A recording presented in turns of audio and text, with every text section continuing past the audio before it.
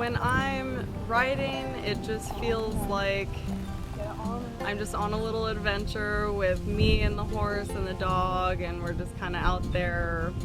And the horse is honestly just like an extension of yourself.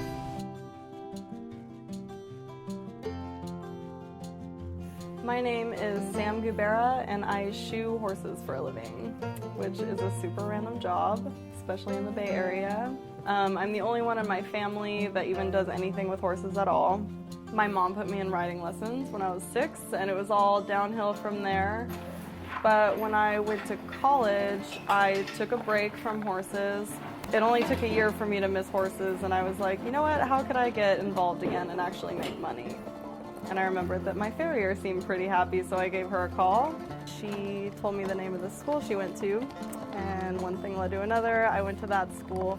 I did an apprenticeship under Steve Weiberg, who took me under his wing and just showed me everything in a totally different way. And I think it was just like a teaching style difference. He's still my mentor to this day. He's like my dad. I learned to love it, so here I am.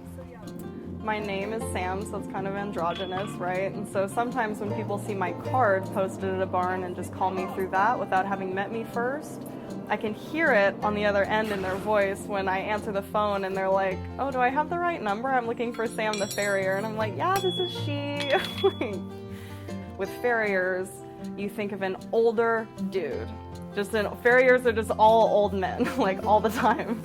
So the fact that I'm a girl and I'm young, I guess, is just, it's not typical. Women farriers are more and more common all the time, and I have received nothing but support from my male counterparts and stuff, so. I guess it's like male nurses. When male nurses first started coming around, it's just like, oh, that's different. I feel very fortunate to be in the Bay Area because I think that has a lot to do with me not feeling ostracized from any kind of profession or activity because of my gender. So what I do with the horses is it's essentially a pedicure mixed with actual podiatry for the horses, because their hooves are like our fingernails in that they are constantly growing. In the wild, they're able to walk around and wear their feet down in a more natural way. Whereas now we have them sitting in stalls and then we pull them out to use them, and we're just doing all kinds of stuff with them. So they just need that little extra protection.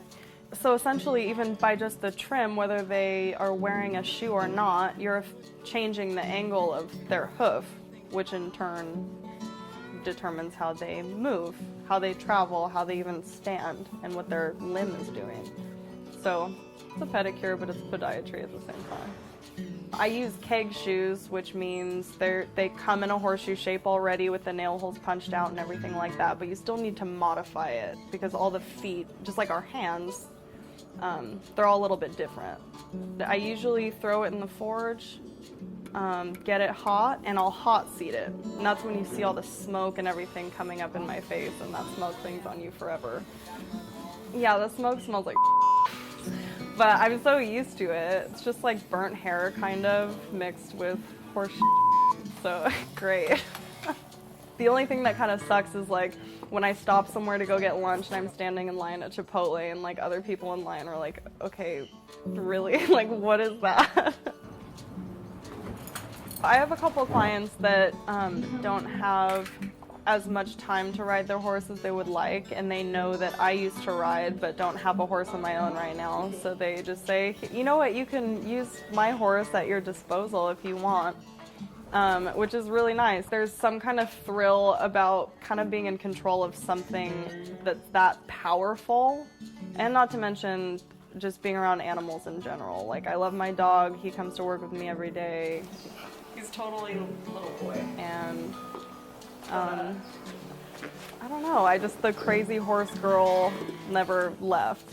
I know that when I do get another horse, it's just gonna be for trail riding and going camping, and just no competition in my future, just pleasure. The farrier school that I went to, the class now that, I think it already started, but I saw on Facebook that it's gonna be all women. First time that it's ever happened where the whole class is chicks. No dudes at all. No men.